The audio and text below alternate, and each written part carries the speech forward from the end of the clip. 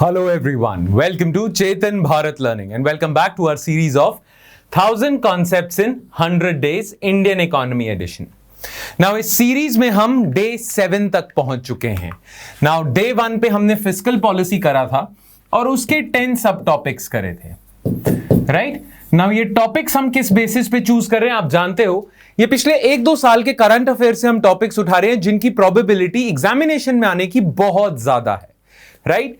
तो fiscal policy के हम कर चुके हैं डे 2 पे banking and monetary policy, day 3 economic growth and inflation, day 4 external sector, day 5 agriculture, day 6 industry and services. और आज हम बात करेंगे इंफ्रास्ट्रक्चर की, डे 7 इंफ्रास्ट्रक्चर. नाउ इंफ्रास्ट्रक्चर के कौन से सब टॉपिक्स हम करेंगे, आइए देखते हैं. 10 कॉन्सेप्ट्स ऑफ इंफ्रास्ट्रक्चर. एक तो हम करेंगे नेशनल इंफ्रास्ट्रक्चर पाइपलाइन और नेशनल मॉनेटाइजेशन प्लान. ये दोनों काफी ज्यादा इंपॉर्टेंट है. गवर्नमेंट के ये बहुत ज्यादा सुपरस्टार स्कीम्स हैं, तो इन्हें हम देखेंगे, ठीक है. देन हम करेंगे वायबिलिटी गैप फंडिंग, क्या होती है. देन लीड्स इंडेक्स, ये डिफरेंट स्टेट्स को मेजर करता है उनकी लॉजिस्टिक्स एफिशिएंसी पे. देन पीएम गति शक्ति नेशनल मास्टर प्लान, ये हमने बजट में भी किया था, थोड़ा सा फिर से एक्स्ट्रा इंफॉर्मेशन इससे रिलेटेड वो कर लेंगे.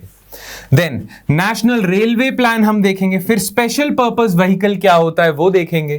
देन टेलीकॉम सेक्टर जो इंफ्रास्ट्रक्चर का पार्ट है उसमें क्या रिफॉर्म्स गवर्नमेंट ने करे हैं वो देखेंगे. Then national gas grid and city gas distribution network.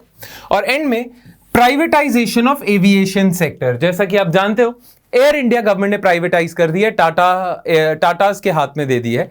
अब गवर्नमेंट ऑफ इंडिया बहुत सारे एयरपोर्ट्स को भी प्राइवेटाइज या मोनेटाइज करने का सोच रही है, तो वो चीज है. ऑलराइट, चलो फिर बिना किसी देरी के let's start with national infrastructure pipeline. Now आपको पता होना चाहिए कि इंफ्रास्ट्रक्चर बहुत ज्यादा क्रूशियल है अगर India wants to become a $5 trillion economy by 2025. बिना इंफ्रास्ट्रक्चर के हम बड़ी इकोनॉमी बन ही नहीं सकते. पुराने थे यूएसए के प्रेसिडेंट जॉन एफ कैनेडी, उनका एक कोट है, फॉर्मर प्रेसिडेंट ऑफ यूएसए. उन्होंने कहा था कि America doesn't have good roads because it's rich, America is rich because it has good roads. यानी कि अमेरिका अमीर है इसलिए उसके पास अच्छी रोड्स नहीं है, अमेरिका अमीर इसीलिए है कि उसके पास अच्छी रोड्स है. Now roads are part of infrastructure. बिना इंफ्रास्ट्रक्चर के इकोनॉमी ग्रो ही नहीं कर सकती. आपका जो फैक्ट्रीज हैं वो जो आउटपुट प्रोड्यूस करती है उसे ट्रांसपोर्ट करने के लिए रोड्स चाहिए, इंफ्रास्ट्रक्चर. आपकी फैक्ट्रीज को काम करने के लिए इलेक्ट्रिसिटी चाहिए, इंफ्रास्ट्रक्चर. ऐसे ही टेलीकॉम चाहिए. बहुत सारे इंफ्रास्ट्रक्चर के एवेन्यूज हैं जिसके थ्रू आपकी इकोनॉमी ग्रो करती है. Infrastructure is the bedrock on which your entire economy lies. Clear, ठीक है. नाउ ऐसा नहीं है कि इंफ्रास्ट्रक्चर की सिग्निफिकेंस और इंपॉर्टेंस हमारे पहले के पॉलिसी मेकर्स नहीं जानते थे, पर इंडिया में इंफ्रास्ट्रक्चर डेवलपमेंट ना बहुत अनप्लान्ड तरीके से होती थी. नाउ इस बार गवर्नमेंट ने सोचा है कि 2025 तक अगर हमने $5 ट्रिलियन इकोनॉमी बनना है तो इंफ्रास्ट्रक्चर प्रोजेक्ट्स की सिर्फ अनाउंसमेंट नहीं करनी, उनकी एक प्लान्ड इंप्लीमेंटेशन भी करनी है. उसके लिए गवर्नमेंट लेके आई नेशनल इंफ्रास्ट्रक्चर पाइपलाइन. इसमें एक प्रॉपर सीक्वेंस में इंफ्रास्ट्रक्चर प्रोजेक्ट्स रखे जाएंगे, एक प्रॉपर क्रोनोलॉजी में रखे जाएंगे, और फिर धीरे धीरे धीरे with proper coordination among different ministries infrastructure projects implement किए जाएंगे, राइट? तो देख लेते हैं एनआईपी के बारे में. In order to achieve GDP of 5 trillion by 2024-25, India needs to spend about $1.4 trillion over these years on infrastructure. During financial year 2008-17, India invested about 1.1 trillion on infrastructure. However, the challenge is to step up infrastructure investment substantially. इस 10 साल के period के दौरान India ने 1.1 trillion खर्च किए हैं, पर अब 5 साल के पीरियड में इंडिया को 1.4 ट्रिलियन खर्च करने हैं if it wants to become a $5 trillion economy. इसीलिए आया है national NIP, national infrastructure pipeline. Keeping this objective in view, national infrastructure pipeline was launched with projected infrastructure investment of around ₹111 lakh crore, $1.5 trillion. ठीक है, तो ये 5 साल के पीरियड में 1.5 ट्रिलियन डॉलर्स खर्च करने वाले हैं ड्यूरिंग फाइनेंशियल ईयर 2020 से लेके 2025, 5 साल 6 साल के पीरियड में. to provide world class infrastructure across the country and improve the quality of life for all citizens. ठीक है, It also envisages to improve project preparation and attract investment, both domestic and foreign infrastructure. Now, 1.5 trillion dollar 5 साल के period में खर्च करना बहुत बड़ी रकम है, बहुत ज्यादा बड़ी रकम है। तो इसके लिए क्या सिर्फ गवर्नमेंट खर्चा करेगी इतना ज्यादा, 111 लाख करोड़? नहीं, गवर्नमेंट चाहती है कि पैसा पूल इन हो और इतना बन जाए ताकि हम इंडिया को इंफ्रास्ट्रक्चर पे स्पेंड करके इतना बना दे, 5 ट्रिलियन डॉलर इकोनॉमी बना दे।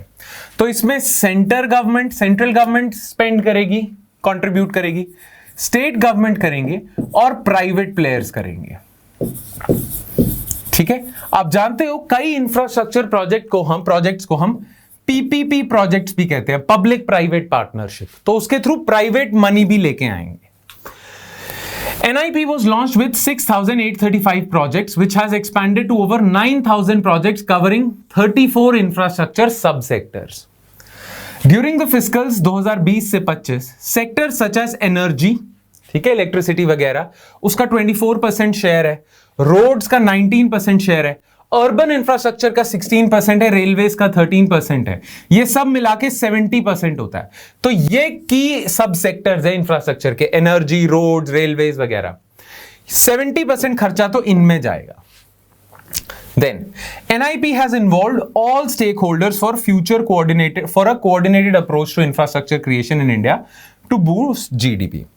It has outlined plans to invest more than 102 lakh crore, वैसे आसपास है 111 lakh crore के, on infrastructure projects by this time, with the center, states and private sector to share the capital expenditure in this formula. तो ये याद रखना है, 39% जाएगा सेंटर से, 39% स्टेट से, 22% प्राइवेट प्लेयर से। ठीक है, तो अगर आपसे पूछते हैं national infrastructure pipeline has no private sector participation, then that statement is false. ठीक है, अब इंडस्ट्री वाइज ब्रेकअप क्या है ये आप देख सकते हो, वैसे हम डिस्कस कर चुके हैं। सबसे ज्यादा एनर्जी सेक्टर का शेयर है, फिर रोड्स का शेयर है, फिर urban infrastructure, railways, rural infrastructure, irrigation, social infrastructure, ये सारे सेक्टर्स दिए हुए हैं, सब सेक्टर्स इंफ्रास्ट्रक्चर के, और इनका शेयर बताया हुआ है। ठीक है, शेयर नहीं, इन पे खर्चा इन लाख करोड़, तो 25 लाख करोड़ के आसपास एनर्जी पे होगा, ऐसे ही दिया हुआ है ये। ऑलराइट, ठीक है। Now national infrastructure pipeline implement कैसे होगा? ये पाइपलाइन में प्रोजेक्ट्स जो हैं वो किस क्रोनोलॉजी में लगाए जाएंगे? पहले रोड करोगे, एनर्जी के प्रोजेक्ट्स करोगे, इसके लिए एक टास्क फोर्स सेटअप की गई थी, task force on NIP for 2019-25। Now इस टास्क फोर्स की क्या फाइंडिंग्स थी? Recently, government has released a report of the task force on NIP. Earlier, the Prime Minister in his Independence Day speech 2019 had highlighted that 100 lakh crore would be invested on infrastructure over 5 years. The emphasis would be on ease of living. अच्छा, ये infrastructure development से हम क्या achieve करने की कोशिश कर रहे हैं? Ease of living, safe drinking water, access to clean and affordable energy, healthcare for all, modern railway stations, airports, bus terminals, and world-class educational institutions. Task force was constituted to draw up NIP for each of the years from financial year 1920 to 24-25. तो इस task force का काम है कि ये पूरे 5 साल के पीरियड को एक साल में डिवाइड कर दो और हर एक साल के प्रोजेक्ट्स के बारे में बताओ, उनकी क्रोनोलॉजी बताओ, कौन सा पहले इंप्लीमेंट करना है, कौन सा बाद में। राइट, तो अब आपको पता चल गया क्यों इंपॉर्टेंट है NIP, और आपको पता चल गया कि NIP से हम अचीव क्या करना चाह रहे हैं। 5 ट्रिलियन डॉलर इकोनॉमी बनना है, अभी करंटली हम 3 ट्रिलियन डॉलर इकोनॉमी है आसपास। ठीक है, so this was NIP। Now let's move on to the next topic, national monetization pipeline. देखो, अब ध्यान से सुनना।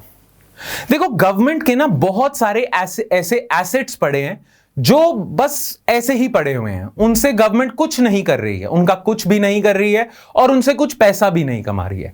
ऐसे बहुत सारे गवर्नमेंट की एयर स्ट्रिप्स हैं, रेलवे स्टेशंस हैं, रेलवे ट्रैक्स हैं जो किसी यूज के नहीं है। गवर्नमेंट ने एसेट्स बनाए हुए हैं पर उन एसेट्स का कुछ यूज नहीं हो पा रहा है। तो ऐसे बहुत सारे गवर्नमेंट के जो एसेट्स हैं जो अनयूज्ड हैं या अंडर यूज्ड हैं, उनको मोनेटाइज करने का प्लान बनाया है गवर्नमेंट ने, जिसका नाम दिया नेशनल मोनेटाइजेशन पाइपलाइन। नाउ ये नेशनल मोनेटाइजेशन पाइपलाइन समझने से पहले आपको ना ये 2 वर्ड से फेमिलियर होना पड़ेगा, greenfield investments, brownfield investments. Green field और ब्राउन फील्ड। देखो, ग्रीन फील्ड इंफ्रास्ट्रक्चर प्रोजेक्ट्स वो होते हैं जो बिल्कुल स्क्रैच से गवर्नमेंट बना रही है। ब्राउन फील्ड इंफ्रास्ट्रक्चर प्रोजेक्ट्स वो हैं जो ऑलमोस्ट गवर्नमेंट ने बना दिए हैं, बस यूज नहीं हो रहे हैं, रेनोवेशन की रिक्वायरमेंट है। जैसे फॉर एग्जांपल एक पीस ऑफ लैंड है, वहां पे गवर्नमेंट ने एयरपोर्ट बनाना है, तो शुरुआत से एयरपोर्ट बनाना है, ग्रीन फील्ड। एक लैंड है जिसपे एयर स्ट्रिप बनी हुई है, बिल्डिंग का ढांचा बना हुआ है, बस उसे रेनोवेट करना है और एयरपोर्ट बनाना है, ब्राउन फील्ड। ना ऐसी बहुत सारी ब्राउनफील्ड इन्वेस्टमेंट्स पड़ी हुई हैं गवर्नमेंट के पास जो यूज ही नहीं हो रही है, बिल्कुल भी यूज नहीं हो रही है। ठीक है ना, उन ब्राउनफील्ड इन्वेस्टमेंट्स को गवर्नमेंट सोच रही है कि प्राइवेट प्लेयर्स को लीज पे दे दे या रेंट पे दे दे। प्राइवेट प्लेयर्स उसे चलाएंगे, एफिशिएंटली चलाएंगे, तो वो जो गवर्नमेंट के एसेट्स हैं वो यूज होने शुरू हो जाएंगे। यूज होंगे तो उनकी सर्विसेज लोगों तक पहुंचेंगी। हाँ, बदले में लीज की अमाउंट गवर्नमेंट पे आएगी, तो गवर्नमेंट कुछ पैसा भी कमाएगी। यही एसेट्स हैं गवर्नमेंट के ब्राउनफील्ड बहुत सारे जो यूज नहीं हो रहे। गवर्नमेंट रेंट पे या लीज पे प्राइवेट प्लेयर्स को दे देगी, प्राइवेट प्लेयर्स लोगों को सर्विसेज देंगे, गवर्नमेंट पैसा कमाएगी। तो इन ऐसे एसेट्स जो यूज ही नहीं हो रहे थे या अंडर यूज हो रहे थे, उन्हें मोनेटाइज करने का प्लान है ये। Brownfield investments that were not being used at all or were being underused shall be given on lease to private players. Government उससे पैसा कमाएगी एंड गवर्नमेंट उससे कम से कम 6,000 करोड़ कमाने की सोच रही है। वो 6,000 करोड़ गवर्नमेंट शायद नेशनल इंफ्रास्ट्रक्चर पाइपलाइन में लगा देगी। ठीक है, so government of India has launched NMP. The NMP estimates aggregate monetization potential of 6 lakh crore. Sorry, 6,000 crore नहीं, 6 लाख करोड़। तो गवर्नमेंट 6 लाख करोड़ सोच रही है NMP से कमाने की, ब्राउन फील्ड को मोनेटाइज करके। यही 6 लाख करोड़ गवर्नमेंट ने NIP में भी तो देने हैं, इंफ्रास्ट्रक्चर पाइपलाइन में। Through core assets of the central government over a 4-year period. Asset monetization entails a limited period license or lease of an asset owned by the government or a public authority to a private sector entity for an upfront or periodic consideration. अब क्या कर सकती है government? या तो government एक 10-20 साल की लीज पे दे दे और पैसा ले ले, या गवर्नमेंट कह दे प्राइवेट प्लेयर्स को कि आप ले लो, जो भी आप रेवेन्यू कमाओगे उसमें से 20% 30% शेयर हमारा। तो गवर्नमेंट पैसा भी कमा रही है, वो एसेट्स यूज भी हो रहे हैं और उनकी सर्विसेज लोगों तक पहुंच रही है और इकोनॉमी बूस्ट हो रही है। The private sector entity is expected to operate and maintain the asset based on the terms of the contract, जो गवर्नमेंट के साथ होगा, generating returns through higher operating efficiencies and enhanced user experience. Private players अच्छी services देंगे और पैसा कमाया जाएगा, राइट, जिससे गवर्नमेंट प्राइवेट प्लेयर्स दोनों को फायदा होगा। फंड्स जो आएंगे गवर्नमेंट के पास मोनेटाइज करने के बाद, so received by the public authority are reinvested in new infrastructure projects. शायद NIP में लगा दो आप, या और नए इंफ्रास्ट्रक्चर प्रोजेक्ट्स में लगा दो, और deployed for other public purposes, या उस पैसे को वेलफेयर में लगा दो, गवर्नमेंट की मर्जी है। Such contracts include provision for transfer of asset back to the authority at the end of the period. हाँ, बहुत सारे लोग इस प्रोविजन को, इस पाइपलाइन को क्रिटिसाइज कर रहे थे कि गवर्नमेंट सारे एसेट्स बेच रही है, प्राइवेट प्लेयर्स को दे रही है। तो गवर्नमेंट ने क्लियर कर दिया है कि प्राइवेट प्लेयर्स को लीज पे मिलेगा, लीज पीरियड खत्म होने के बाद यही प्राइवेट प्लेयर्स इन एसेट्स को गवर्नमेंट को लौटा देंगे। ठीक है, A robust asset pipeline has been prepared to provide a comprehensive view to investors and developers of the investment avenues in infrastructure. The pipeline includes selection of de-risked and brownfield assets. हमने कर लिया brownfield assets क्या है, with stable revenue generation profile, which will make for an attractive investment option. तो government वही assets use करेगी जिनकी तरफ प्राइवेट प्लेयर्स ऑलरेडी अट्रैक्टेड है। वरना गवर्नमेंट अपना ब्राउनफील्ड एसेट्स किसी प्राइवेट प्लेयर को लीज पे देने को तैयार हो जाए, प्राइवेट प्लेयर कहे इसमें मुझे पोटेंशियल ही नहीं दिख रहा है, तो ऐसे एसेट्स गवर्नमेंट नहीं देख रही है। जो अट्रैक्टिव एसेट्स हैं जिनसे प्राइवेट प्लेयर्स पैसा कमा सकते हैं, उन्हें लीज पे देगी। Currently, only assets of central government line ministries and central public sector enterprises in infrastructure sectors have been included. As of now, government सिर्फ central government के assets दे रही है, पर इससे स्टेट गवर्नमेंट्स को भी आइडिया लेना चाहिए और वो भी ये प्रोजेक्ट इंप्लीमेंट कर सकते हैं अपने स्टेट एसेट्स को। ठीक है, roads, railways, power sector assets will comprise over 66% of total estimated value of the assets to be monetized, with the remaining upcoming sectors including, अभी सिर्फ रोड्स के एसेट्स, रेलवेज, पावर सेक्टर के brownfield assets देंगे, आने वाले time में telecom, mining, aviation, ports, natural gas, petroleum product, pipelines, warehouses, stadium सब देंगे ये प्राइवेट प्लेयर्स को लीज पे। एसेट की ओनरशिप गवर्नमेंट पे रहेगी, लीज प्राइवेट प्लेयर्स को दी जाएगी। ऑलराइट, चलो अब हम आ जाते हैं नेशनल मॉनेटाइजेशन प्लान और एनआईपी के। एनएमपी और एनआईपी के बीच में कनेक्शन क्या है? NMP will run co-terminus with rupees 100 lakh crore NIP announced in December 2019. The estimated amount to be raised through monetization is around 14% of the proposed outlay for the center of rupees 43 lakh crore. हमने करा था ना 39% NIP में पैसा central government contribute करेगी। Now 39% बनता है 43 लाख करोड़। इस 43 लाख करोड़ में से अगर 6 लाख करोड़ का अगर अरेंजमेंट हो जाए तो गवर्नमेंट के लिए अच्छा है। और वो अरेंजमेंट कहां से हो रहा है? एनएमपी से। सेंट्रल गवर्नमेंट ने एनआईपी में इतने देने हैं, इसमें से 6 लाख करोड़ का एनएमपी से अरेंजमेंट हो रहा है। ठीक है। NIP will enable a forward outlook on infrastructure projects which will create jobs. ठीक है, improve ease of living, infrastructure services अच्छी मिलेंगी ना, रोड्स वगैरह, electricity. Provide equitable access to infrastructure for all, thereby making growth more inclusive. NIP includes economic and social infrastructure. तो not just economic infrastructure, social infrastructure भी होगा। social infrastructure में क्या आ जाएगा? schools, hospitals, right? ये सारी चीजें। ठीक है, चलो अब हम आ जाते हैं SPV बाद में। Viability gap funding। Viability gap funding क्या होता है? नाउ मैं ना आपको एक एग्जांपल दे देता हूं और बताता हूं कि वायबिलिटी गैप फंडिंग है क्या और गवर्नमेंट क्यों देती है। देखो, आपको पता होगा कि बहुत सारे प्रोजेक्ट्स हमारे होते हैं public private partnership. Government public private partnership infrastructure में क्यों लेके आई? क्योंकि गवर्नमेंट के पास इतना पैसा नहीं है, ना ही इतने टाइम, मनी, रिसोर्सेज हैं कि वो सारे के सारे इंफ्रास्ट्रक्चर पे लगा दे। गवर्नमेंट को और बहुत सारे काम करने हैं। इसीलिए गवर्नमेंट क्या करती है कि इंफ्रास्ट्रक्चर में ना प्राइवेट सेक्टर की भी पार्टिसिपेशन वो करती है, एनकरेज करती है। प्राइवेट सेक्टर के साथ कोलैबोरेट करके गवर्नमेंट वो बनाती है इंफ्रास्ट्रक्चर प्रोजेक्ट्स। क्यों करती है? एक तो प्राइवेट प्लेयर्स पैसा लेके आएंगे, ठीक है, जो पैसे सेंट्रल गवर्नमेंट के पास नहीं है, एक्सपर्टीज लेके आएंगे, पर्सनल लेके आएंगे, टाइम, मनी, एनर्जी लेके आएंगे। ठीक है, और कहा जाता है private players project better implement करते हैं और सर्विसेज बेटर देते हैं। तो इसीलिए कई infrastructure projects public private partnership के बेसिस पे चलते हैं। नाउ आप जानते हो कि गवर्नमेंट तो इंफ्रास्ट्रक्चर प्रोजेक्ट्स बना रही है, गवर्नमेंट का पर्पस क्या है? Welfare of the people. पर प्राइवेट प्लेयर सिर्फ प्रॉफिट के लिए आता है, उसे वेलफेयर से कुछ लेना देना नहीं है।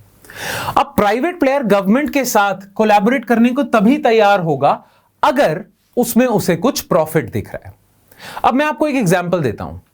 देखो, पब्लिक प्राइवेट पार्टनरशिप में ना हमारे कंट्री में बहुत सारे रोड्स और हाईवेज के प्रोजेक्ट्स होते हैं, फ्लाईओवर, हाईवेज वगैरह।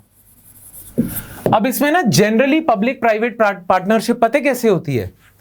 ये मॉडल यूज करते हैं, बिल्ट, ऑपरेट, ट्रांसफर। इसमें क्या होता है?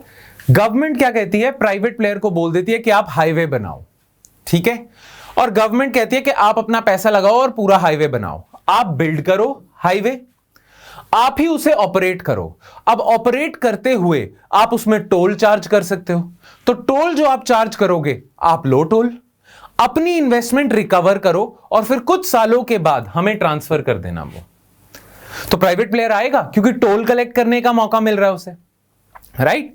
नाउ बीओटी के भी वैसे दो मॉडल होते हैं actually, toll model, annuity model.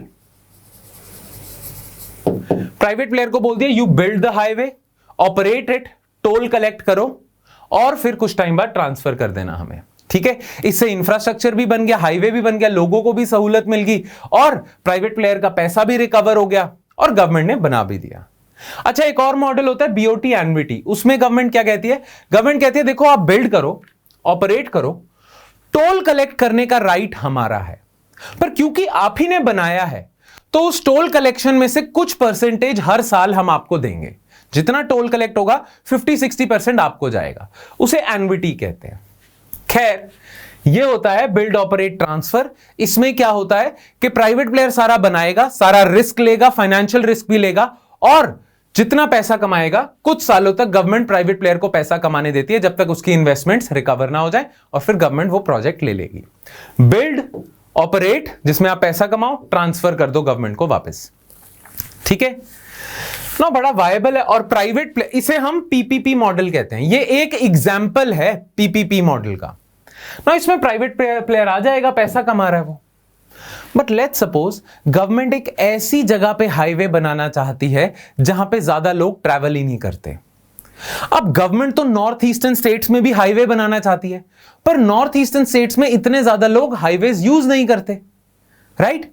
अब गवर्नमेंट वेलफेयर करने के लिए हाईवे बनाना चाहती है अंडर डेवलप्ड रीजन्स में, पर क्योंकि अंडर डेवलप्ड रीजन्स में इतना ट्रैफिक नहीं है तो टोल कलेक्शन ज्यादा नहीं होगी।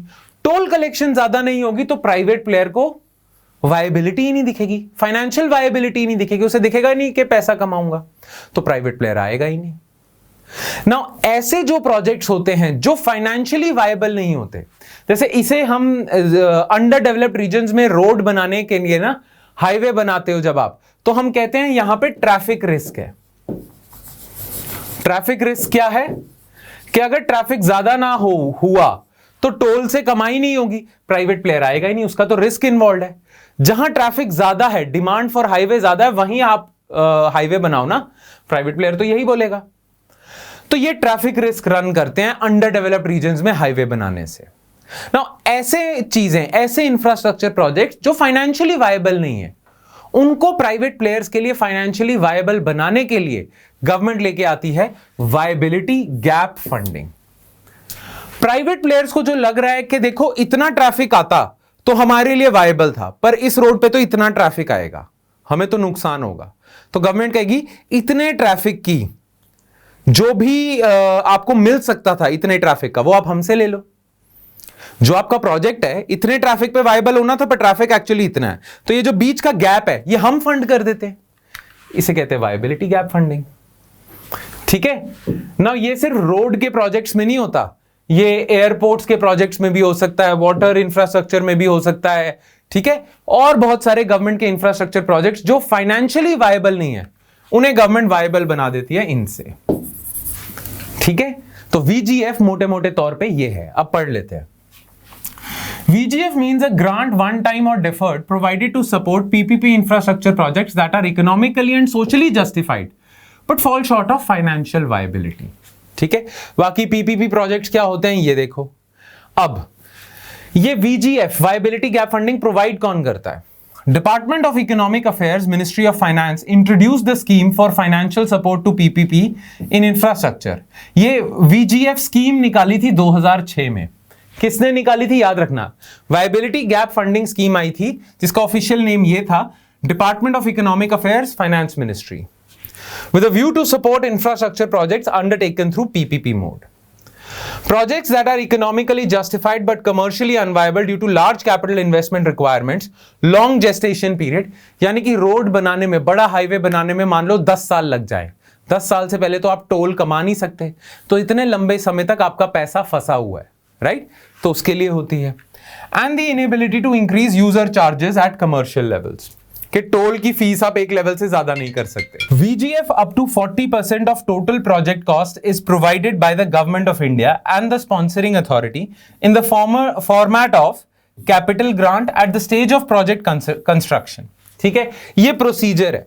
जनरली गवर्नमेंट कहती है कि हम मैक्सिमम जितने प्रोजेक्ट की टोटल कॉस्ट है ना, उसका 40% तक अपर कैप लगाई हुई है, यहां तक ही VGF मिलेगा, ऐसा नहीं है पूरा प्रोजेक्ट हम फंड कर दें।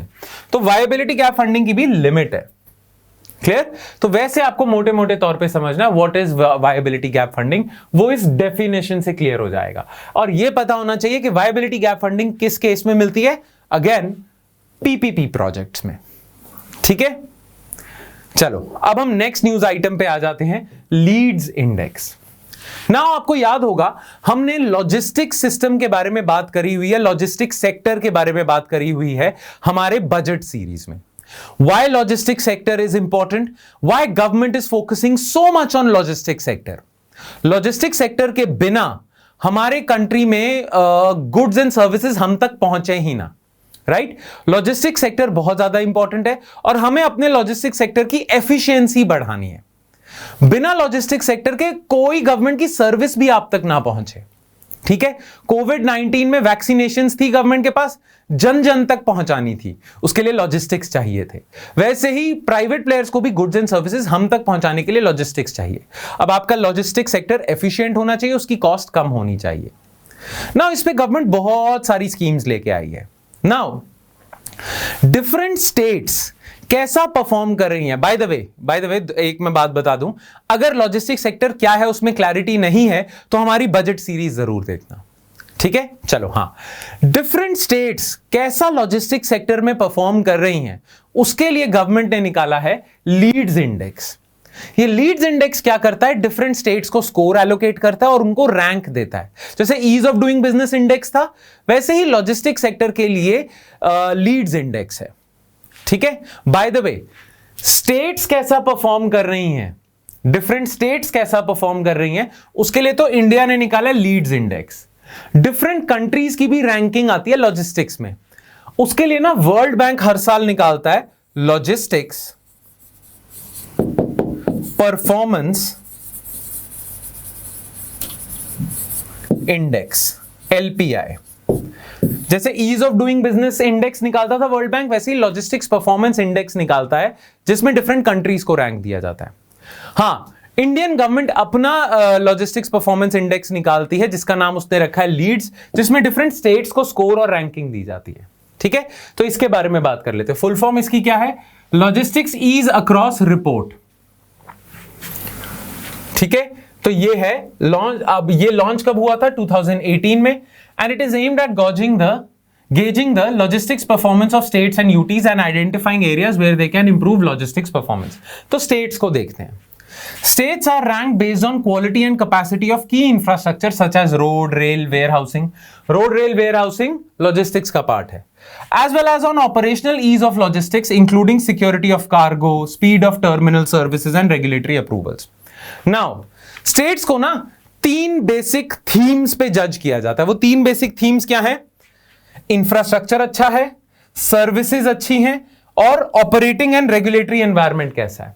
नाउ इन 3 थीम्स को जज करने के लिए बहुत सारे पैरामीटर्स हैं, 17 टोटल पैरामीटर्स हैं, पर इन 3 थीम्स पे जज किया जाता है लीड्स इंडेक्स में। ये याद रखना है, infrastructure, services, operating and regulatory environment. Remember this.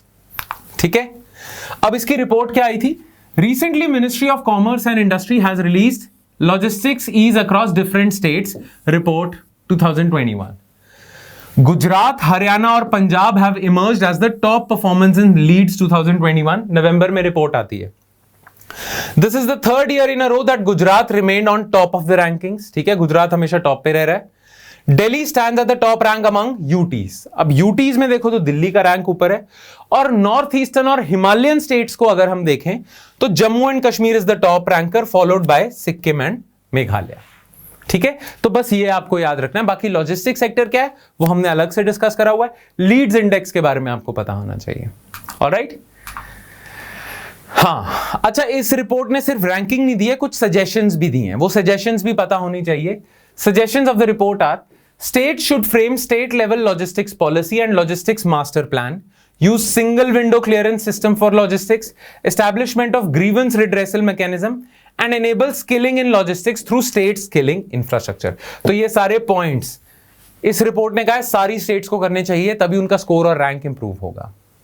Alright, ठीक है, चलो ये हिंदू से स्क्रीनशॉट उठाया हुआ है, इस पे देखना रैंकिंग्स दी हुई हैं, टॉप इंप्रूवर्स दिए हुए हैं, की सजेशंस दी हुई हैं, पैरामीटर्स, तो ये आपके नोट्स में होगा, आप देख लेना।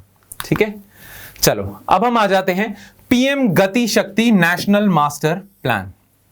नाउ अगेन लॉजिस्टिक सेक्टर की तरह ही गति शक्ति नेशनल मास्टर प्लान भी बहुत डिटेल में बजट में हमने डिस्कस करा है, क्योंकि बजट में ना बहुत ज्यादा पेजेस डेडिकेट किए थे इसे।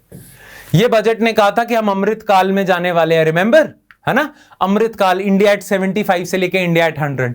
तो अमृत काल में इंफ्रास्ट्रक्चर पे जोर देना इंपॉर्टेंट है, और इंफ्रास्ट्रक्चर पे जोर अच्छे से तभी जाएगा जब पीएम गति शक्ति अच्छे से इंप्लीमेंट होगा ना। उस समय हमने गति शक्ति को अच्छे से कर लिया था। ये इकोनॉमिक सर्वे में कुछ एक्स्ट्रा इंफॉर्मेशन आई है गति शक्ति की, तो उसे देख लेते हैं। ठीक है, Another milestone achieved which has heralded a new chapter in governance is PM Gati Shakti, an integrated plan ensuring multimodal, यानी कि different modes of transportation, road, rail, ports, inland waterway, इनकी connectivity है, and seamless connectivity for people, goods and services.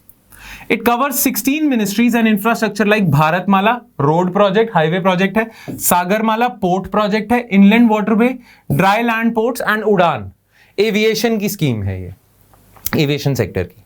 It is also expected to include social infrastructure like hospitals and universities with continuous improvement in digital infrastructure along with development of economic zones like textile clusters, pharma clusters, defense corridors, electronic parks, industrial corridors, fishing clusters and agri zones. Gati Shakti will improve connectivity and make Indian business more competitive. ठीक है, ये सारी चीजों के बीच में coordination गति शक्ति देगा.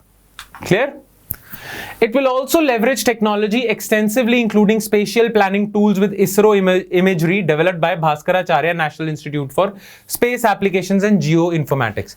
Space से सैटेलाइट इमेजेस होंगी पूरे एरिया की, पूरे इंडिया की, उससे प्लानिंग करेंगे हम कि यहाँ रोड होनी चाहिए, यहाँ ये वेयर हाउस होना चाहिए, तो वो आपको देगा ये institute. This is a constant endeavor to build next generation infrastructure to improve ease of living as well as ease of doing business. ठीक है, ये याद रखना, ease of living, और इसे अपने मेंस आंसर में यूज करना. खैर अभी हम प्रीलिम्स की बात कर रहे हैं. क्लियर?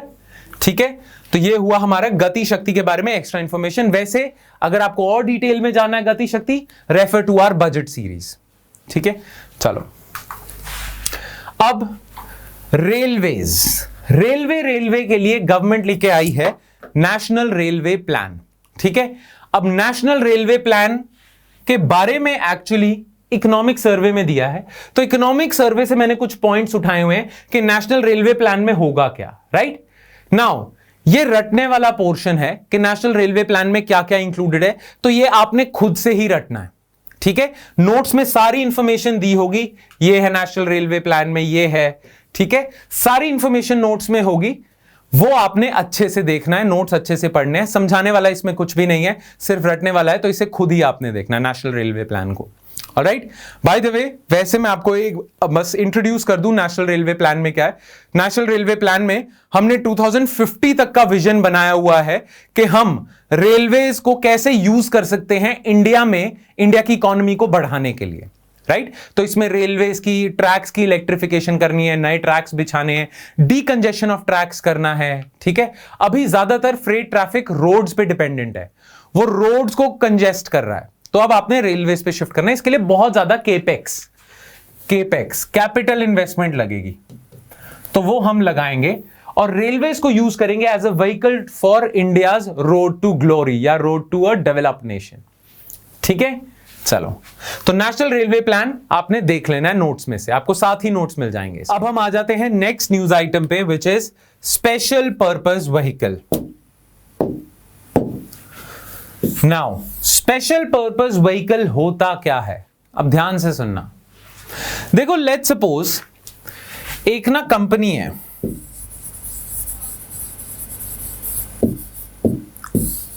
ठीक है, इसके बहुत सारे इंफ्रास्ट्रक्चर प्रोजेक्ट्स चल रहे हैं, प्रोजेक्ट 1, प्रोजेक्ट 2, प्रोजेक्ट 3, प्रोजेक्ट 4. अब कुछ प्रोजेक्ट्स में से प्रॉफिट हो रहा है, कुछ में लॉस हो रहा है. बट मान लो एक इसका प्रोजेक्ट है जो इसे ना बहुत ज्यादा रिस्की लग रहा है, बहुत ज्यादा रिस्की लग रहा है. अब उसमें पैसा कमा लिया तो वारे न्यारे हैं, पर अगर लॉस हो गया तो बुरे हाल हो जाएंगे इस कंपनी के ना. अगर फिफ्थ प्रोजेक्ट जो है, मान लो वारे नारे नहीं होते, लॉस आ जाता है. अगर लॉस आ गया बुरी तरह तो ये कंपनी डूब जाएगी, क्योंकि ये बहुत क्रिटिकल प्रोजेक्ट है, इसमें बहुत इन्वेस्टमेंट लगी है. अब अगर ये कंपनी ही बैंकरप्ट हो गई तो ये प्रोजेक्ट 1, 2, 3, 4 ये भी गए बेचारे. राइट, क्योंकि इन्हें भी तो यही कंपनी ऑपरेट कर रही थी.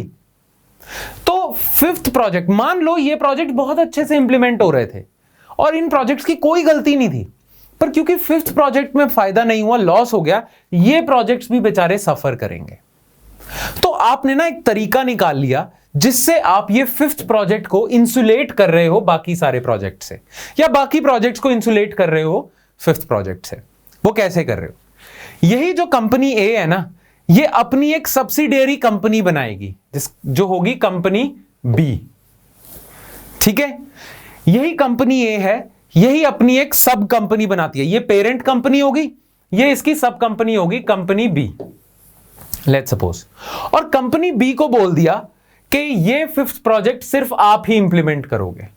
ठीक है, अब इस कंपनी बी के अपनी बैलेंस शीट है, ये लोन लेगा तो इसी के नाम पे लोन आएगा। पहले पता क्या था, जब कंपनी ए ही प्रोजेक्ट 5 इंप्लीमेंट कर रही थी, कंपनी ए ने अपने नाम पे लोन लिया हुआ था जिससे 5th नंबर प्रोजेक्ट इंप्लीमेंट हो रहा था। अब ये 5th प्रोजेक्ट डूब गया, यही कंपनी को अब डेट देना पड़ेगा, लोन की पेमेंट्स वापस करनी पड़ेंगी, इसके पास पैसा नहीं होगा, बैंकरप्ट हो जाएगी, ये प्रोजेक्ट भी गए। अब ये कंपनी क्या कर रही है, अब ना 5th प्रोजेक्ट को इंप्लीमेंट करने के लिए इसने अपनी सब्सिडियरी कंपनी बनाई बी और उसके नाम पे लोन लिया।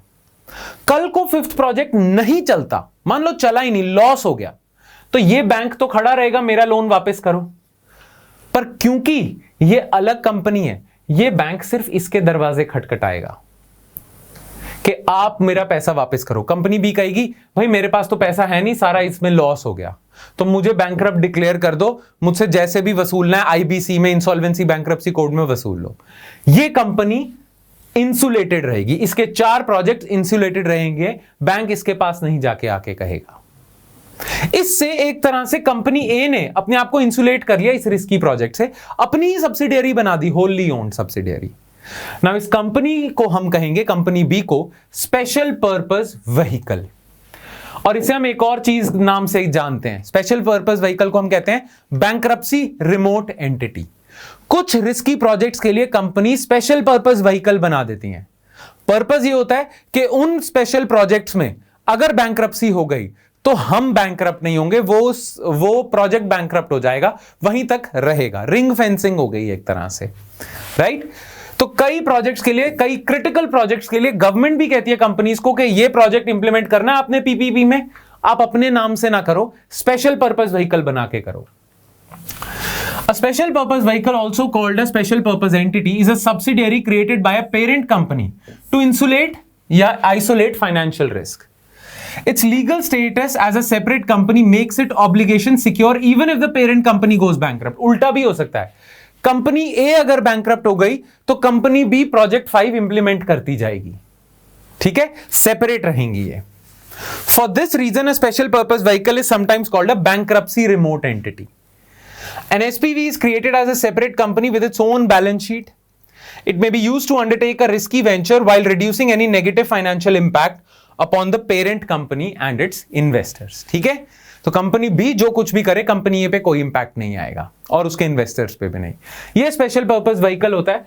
ये ब्रीफ में ही मैंने समझाना था और इसलिए समझाना था, कई बार न्यूज़पेपर में ये टर्म आ जाता है और प्रीलिम्स में भी आ सकता है, क्योंकि न्यूज़पेपर्स में आ रहा है तो आपको पता होना चाहिए है क्या ये। ठीक है, चलो अब हम आ जाते हैं टेलीकॉम सेक्टर के रिफॉर्म्स। देखो करंटली हमारा जो टेलीकॉम सेक्टर है ना, वो बहुत बड़े क्राइसिस से गुजर रहा है। जितने भी मेजर टेलीकॉम ऑपरेटर्स हैं ना, जियो को हटा दो, क्योंकि जियो के पास तो बहुत पैसा है, it comes with deep pockets. जो जियो को चला रहे हैं उनके पास बहुत पैसा है, पर बाकी टेलीकॉम कंपनीज है ना, वो बहुत बड़े फाइनेंशियल क्राइसिस से जूझ रहे हैं। बहुत ज्यादा उनसे गवर्नमेंट टैक्सेस लेती है, उनके पास इतने रेवेन्यूज नहीं आ रहे हैं, बहुत सारे उन्होंने लोन लिया हुआ है जिसकी पेमेंट वो करते जा रहे हैं। गवर्नमेंट को जो उन्होंने टैक्सेस देने थे वो 4-4 साल से ड्यू हैं, उन पे इंटरेस्ट लगता जा रहा है, राइट। तो टेलीकॉम कंपनीज या ओवरऑल टेलीकॉम सेक्टर बहुत बड़े क्राइसिस से जूझ रहा है ना। गवर्नमेंट जानती है कि टेलीकॉम सेक्टर को हम डूबने नहीं दे सकते, बिकॉज अगर टेलीकॉम सेक्टर डूब गया तो डिजिटल इंडिया का सपना कौन साकार करेगा, राइट। इसीलिए टेलीकॉम सेक्टर में जितने भी ऑपरेटर्स हैं, टेलीकॉम सर्विस प्रोवाइडर्स हैं, जिन्हें हम टीएसपीज कह देते हैं, telecom service providers, idea, Vodafone, ठीक है, एयरटेल, जियो, इनको थोड़ी सी फाइनेंशियल राहत देने के लिए गवर्नमेंट बहुत सारे रिफॉर्म्स लेके आई है ना। उन रिफॉर्म्स को हमने 3 पार्ट्स में डिवाइड कर दिया है। एक ओवरऑल स्ट्रक्चरल रिफॉर्म्स है, ठीक है, फिर कुछ प्रोसीजरल रिफॉर्म्स है जो स्पेक्ट्रम की ऑक्शन करते हैं, और कुछ ये जो टेलीकॉम सर्विस प्रोवाइडर्स हैं इनके पास इतना कैश शॉर्टेजेस हैं, कैश ट्रैप्ड है, लिक्विडिटी की प्रॉब्लम है, तो इनकी लिक्विडिटी प्रॉब्लम सॉल्व करने के लिए रिफॉर्म्स है। तो स्ट्रक्चरल रिफॉर्म्स देख लेते हैं। Rationalization of adjusted gross revenue. देखो गवर्नमेंट ने इन सारे टेलीकॉम ऑपरेटर्स को कहा हुआ है, लेट्स सपोज एग्जांपल के तौर पे, कि आपका जितना भी रेवेन्यू होगा ना, एडजस्टेड ग्रॉस रेवेन्यू, उसका 20% आपने हमें देना है। ठीक है, अब ना ये एडजस्टेड ग्रॉस रेवेन्यू पे डिस्प्यूट हो गया था। लेट्स सपोज कि एयरटेल है, वो दो जगह से पैसा कमाती है। एक, जो वो मोबाइल सर्विसेज दे रही है, कनेक्शन दे रही है, सिम कार्ड दे रही है, जो भी एयरटेल सर्विसेज दे रहा है अपने मोबाइल कस्टमर्स को, उससे एयरटेल 60 रुपए कमाता है। और एयरटेल के पास ना बहुत लैंड पड़ा हुआ है, ठीक है, जिसको उसने रेंट आउट कर रखा है, कई लोगों को लोन दिया हुआ है, तो उस लैंड पे रेंट आ रहा है, उस लोन्स पे इंटरेस्ट आ रहा है। एयरटेल के कुछ साइड बिजनेसेस भी चल रहे हैं जिससे एयरटेल 40 रुपए कमा रहा है। तो एयरटेल का टोटल रेवेन्यू तो 100 रुपए हो गया, जिसपे सरकार कहती है 20% हमें दो। तो एयरटेल को कायदे से सरकार को 20 रुपए देने चाहिए।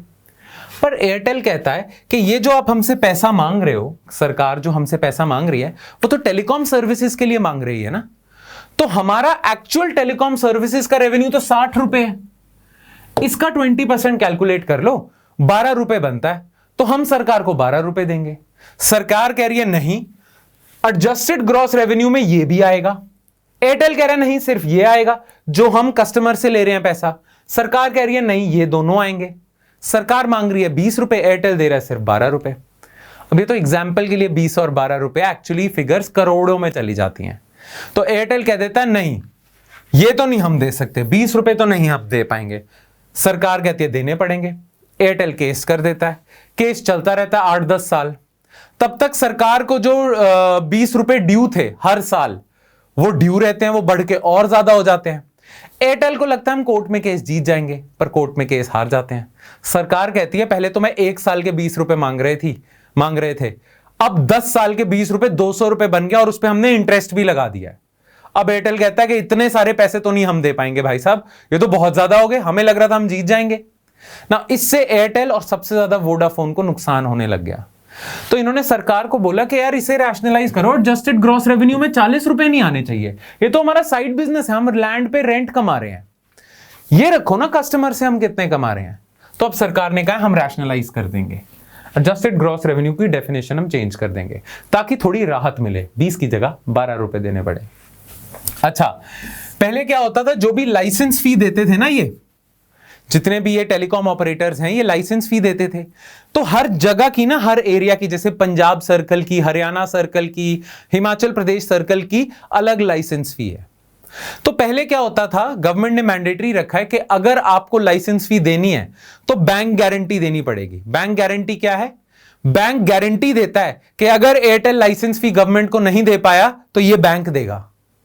क्योंकि लाइसेंस फी ना आप 1-2 साल बाद जमा करते हो, शुरू कर देते हो काम, 1-2 साल बाद लाइसेंस फी जमा करोगे या इंस्टॉलमेंट में करोगे।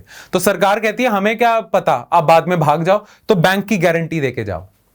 पर प्रॉब्लम क्या थी कि अगर मैंने पंजाब के लाइसेंस फी देनी है तो वहां के लिए सेपरेट बैंक गारंटी है, और फिर हरियाणा के लिए सेपरेट बैंक गारंटी है। अब गवर्नमेंट ने कह दिया कि एक ही बैंक गारंटी पे आप डिफरेंट स्टेट्स में ऑपरेट कर सकते हो, सिर्फ एक पे नहीं करोगे। तो ये है। Then interest rates rationalized. मान लो 10 साल से वोडाफोन ने गवर्नमेंट को जो पैसा देना था वो ड्यू है, टैक्सेस ड्यू है, लाइसेंस फी ड्यू है। अब 10 साल से ड्यू है तो गवर्नमेंट उस पर इंटरेस्ट भी लगाती है। गवर्नमेंट ने वो इंटरेस्ट भी कम कर दिया है। पहले इंटरेस्ट था MCLR SBI का, marginal cost based lending rate plus 4%। अब सरकार ने ये काट के 2% कर दिया, यानी कि पेंडिंग ड्यूज पे अब इंटरेस्ट कम लगेगा। Then for auctions no bank guarantees will be required to secure instalment payments. Bank guarantee नहीं चाहिए। स्पेक्ट्रम टेन्योर भी बढ़ा दिया। पहले जो स्पेक्ट्रम मिलता था 10-15 साल के लिए मिलता था, अब 20-30 साल के लिए कर दिया है। Surrender of spectrum will be permitted after 10 years for spectrum acquired in future auctions. और ऐसे बहुत सारे पॉइंट, स्ट्रक्चरल रिफॉर्म्स, जिससे टेलीकॉम ऑपरेटर्स के पास थोड़ा पैसा बचेगा। और जब टेलीकॉम ऑपरेटर्स के पास पैसा बचेगा तभी तो इन्वेस्ट करेंगे किस चीज में? आपको, कंज्यूमर्स को बेटर सर्विसेज देने में। अभी आप देख रहे होगे कॉल कट हो जाती है, बीच में आवाज नहीं आती, बहुत पुअर क्वालिटी की टेलीकॉम सर्विसेज हमें मिल रही हैं अक्रॉस ऑल कंपनीज। उसका रीजन क्या है कि इनके पास पैसा ही नहीं है और नए टावर लगाने का, राइट, और इंफ्रास्ट्रक्चर पे स्पेंड करने का। अब पैसा बचेगा तो ये सर्विस क्वालिटी भी बढ़ेगी, एंड में कंज्यूमर्स को ही फायदा होगा। देन प्रोसीजरल रिफॉर्म्स, ये रिफॉर्म्स है कि जो स्पेक्ट्रम की ऑक्शंस होती है ना वो फ्री एंड फेयर हो और टेलीकॉम सर्विस प्रोवाइडर्स को राहत मिले, उसके लिए बहुत सारे रिफॉर्म्स हैं। ठीक है, ये बस एक नजर ही मारना, इसको रटने की भी जरूरत नहीं है, बस आपको पता होने चाहिए लिए हैं। हाँ, addressing liquidity requirements of telecom service providers, TSPs. TSPs के हाथ में पैसा ठीक ठाक बचा रहे, उसके लिए क्या है? Moratorium of up to 4 years in annual payments of dues arising out of AGR judgment. वो जो एजीआर एडजस्टेड ग्रॉस रेवेन्यू में जो 20 रुपए सरकार मांग रही थी, राइट, और कोर्ट में भी अब डिसीजन आ गया है कि 20 रुपए ही गिनेंगे, 12 रुपए नहीं गिनेंगे। तो इससे बहुत सारे टेलीकॉम ऑपरेटर्स ने कहा लो यार, हम तो 8-10 साल इसलिए वेट कर रहे थे कि 12 रुपए हो जाएगा, पर ये तो 20 रुपए ही रहा और 10 साल पे कंपाउंड हो गया और इंटरेस्ट भी बढ़ रहा है।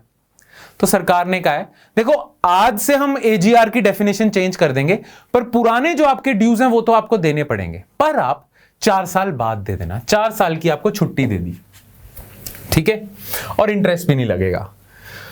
Moratorium on due payments of spectrum purchase in past auctions for up to 4 years। ठीक है, स्पेक्ट्रम आपने परचेज कर लिया, उसकी फीस देनी थी, वो आपकी पेंडिंग थी, उस पर भी 4 साल का मोरेटोरियम है पैसा बचाने के लिए। Option to TSPs to pay the principal and the interest amount arising due to said moratorium deferment of payment by way of equity. सरकार ने बोल दिया है कि अगर आपको लगता है आपके पास 4 साल बाद भी पैसा नहीं रहेगा ये एजीआर की पेमेंट देने का, वो 20 रुपए देने का या स्पेक्ट्रम फी देने का, अगर 4 साल बाद भी पैसा नहीं बचेगा तो आप कैश पेमेंट के बजाय इक्विटी पेमेंट कर देना, यानी कि अपनी कंपनी में हमें शेयर्स दे देना। पैसा नहीं है, आप 10-20% अपनी कंपनी का शेयर हमें दे देना। ठीक है, तो पैसा बचेगा, सर्विसेज बेटर करो कंज्यूमर्स के लिए, राइट। तो ये telecom sector reforms and telecom sector आज के जमाने में तो सबसे इंपॉर्टेंट इंफ्रास्ट्रक्चर प्रोजेक्ट है, बिकॉज पूरी दुनिया अब डिजिटल है। ठीक है, now national gas grid and city distribution network, ये हम चाहते हैं कि जो भी एलपीजी, एलएनजी, ये जो कुकिंग गैस है या जितने भी नेचुरल गैस है ना, ये घर घर तक पहुंचाई जाए। उसके लिए आपको पूरा, जैसे पूरे कंट्री का एक इलेक्ट्रिसिटी ग्रिड है, वैसे ही एक गैस ग्रिड हो, तो वो सरकार बनाने की सोच रही है नेशनल गैस ग्रिड के थ्रू। ठीक है, 33,764 किलोमीटर नेचुरल गैस पाइपलाइन बिछाई जाएंगी और हर मेजर शहर तक, जहां जहां नेचुरल गैस बन रही है वहां से लेके इंडिया के हर मेजर शहर तक पाइपलाइंस के थ्रू इसे बिछाया जाएगा। इस पे ऑलरेडी काम भी शुरू हो चुका है। एक जो लंबी पाइपलाइन है from Jagdishpur, Haldia, Bokaro, Dhamra gas pipeline, Jagdishpur से लेके धामरा तक, ठीक है, प्रधानमंत्री ऊर्जा गंगा योजना के तहत एक लंबी पाइपलाइन तो आपने बिछा दी है। अच्छा, नॉर्थ ईस्टर्न एरिया में भी आप ग्रिड बना रहे हो, तो ये पाइपलाइंस नॉर्थ ईस्टर्न स्टेट्स, जिन्हें हम हमेशा डेवलपमेंट स्टोरी में निग्लेक्ट करते हैं, वहां भी बिछाई जाएंगी। ठीक है, हाँ, अब हर शहर में आपको पता है, आपको ना एलपीजी सिलेंडर लेते हो आप, सरकार सोच रही है कि हर घर में, जैसे पानी का कनेक्शन होता है, आप पानी की टूटी चलाते हो, पानी आ जाता है, आप बिस्लेरी के वो क्रेट नहीं लेते या बॉटल्स नहीं लेते, आपके घर में टैप वाटर आता है, वैसे ही अब आपको सिलेंडर लेने की जरूरत नहीं, आपके घर में गैस का कनेक्शन आ जाएगा पाइपलाइन के थ्रू, राइट। पाइप वाटर की जगह, पाइप वाटर के साथ साथ पाइप नेचुरल गैस भी आएगी। वो सोच रहे हैं कुछ शहरों में करने की, जिसका नाम दिया है city gas distribution network. Again, natural gas आपको एनर्जी देता है, तो ये एनर्जी इंफ्रास्ट्रक्चर हो गया, ये भी नेशनल इंफ्रास्ट्रक्चर पाइपलाइन का पार्ट होगा एनर्जी वाले सब सेक्टर में। ठीक है, सिटी गैस डिस्ट्रीब्यूशन नेटवर्क, घर घर में पाइप्ड नेचुरल गैस कनेक्शन होंगे। ठीक है, सिलेंडर लेने की बार बार जरूरत ही नहीं। अब जैसे पानी का बिल आता है, बिजली का बिल आता है, गैस का बिल आएगा। ठीक है, and last is privatisation of aviation sector. Again, ये बहुत ज्यादा कॉन्सेप्चुअल चीज नहीं है।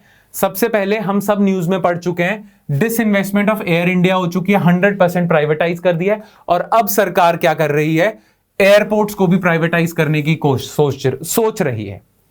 एज ऑफ नाउ अभी कुछ एयरपोर्ट्स ना सरकार ने प्राइवेट प्लेयर्स को लीज पे दिए हैं, और अगर इन प्राइवेट प्लेयर्स ने लीज के दौरान अच्छा काम किया तो सरकार सोचेगी कि परमानेंटली इन्हें बेच दो। एज ऑफ नाउ कुछ एयरपोर्ट्स अभी अदानी के अंडर हैं और बहुत सारे कंपनीज हैं जिनके अंडर हैं, पर अभी लीज में हैं। इवेंचुअली अगर सिस्टम सही बैठता है तो सरकार सोचेगी ये भी प्राइवेटाइज कर दो, परमानेंटली प्राइवेट प्लेयर्स को दे दो, राइट? बाकी इसमें जो डिटेल्स है वो आप पढ़ लेना, एविएशन सेक्टर की प्राइवेटाइजेशन। ठीक है, क्लियर? चलो, अब इसी के साथ हमारा आज का लेक्चर खत्म होता है और हमने आज के लेक्चर के साथ क्या खत्म कर दिया है? इंफ्रास्ट्रक्चर सेक्टर खत्म कर दिया है, राइट? सो दिस पोर्शन और इसके 10 सब टॉपिक्स हमने खत्म कर दिए हैं।